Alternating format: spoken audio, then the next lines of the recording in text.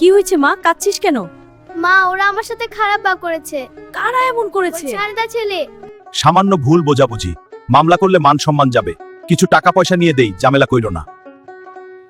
আমার শিশু মেয়েটা দেখেছেন? এটা যদি তার মেয়ে হতো তাহলে সে কি করত? সমাজ কি আমার মেয়ের কষ্ট বুঝবে?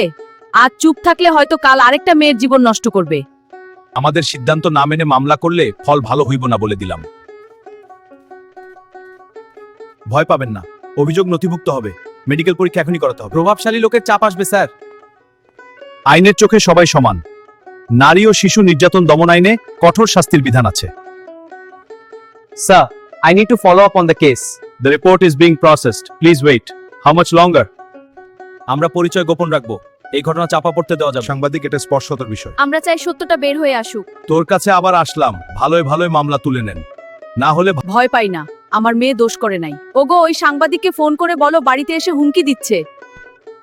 মাননীয় আদালত, ডিএনএ রিপোর্ট, মেডিকেল প্রমাণ, সাক্ষ্য সব পরিষ্কার।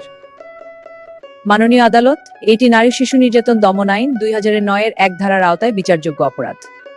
এই ধারায় বলা হয়েছে, শিশু ধর্ষণের ক্ষেত্রে দোষী সাব্যস্ত হলে মৃত্যুদণ্ড।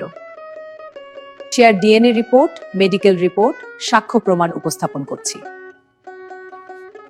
মাননীয় আদালত, এখানে একাধিক ব্যক্তি জড়িত, তাই এটি সংঘবদ্ধ অপরাধ হিসেবে বিবেচ্য। আইনের সর্বোচ্চ শাস্তি প্রার্থনা করছি। প্রমাণ ও সাক্ষ্য বিশ্লেষণ করে আদালত নিশ্চিত হয়েছে যে অভিযুক্তরা আনীত অপরাধে দোষী। অতএব নারী ও শিশু নির্যাতন দমন আইন 2009-1 ধারা অনুযায়ী প্রধান অভিযুক্তকে মৃত্যুদণ্ড এবং সহযোগীদের যাবজ্জীবন কারাদণ্ড ও অর্থদণ্ড প্রদান করা হলো। এই রায় সমাজের জন্য বার্তা, শিশুর প্রতি যৌন সহিংসতা কোনোভাবেই সহনীয় নয়।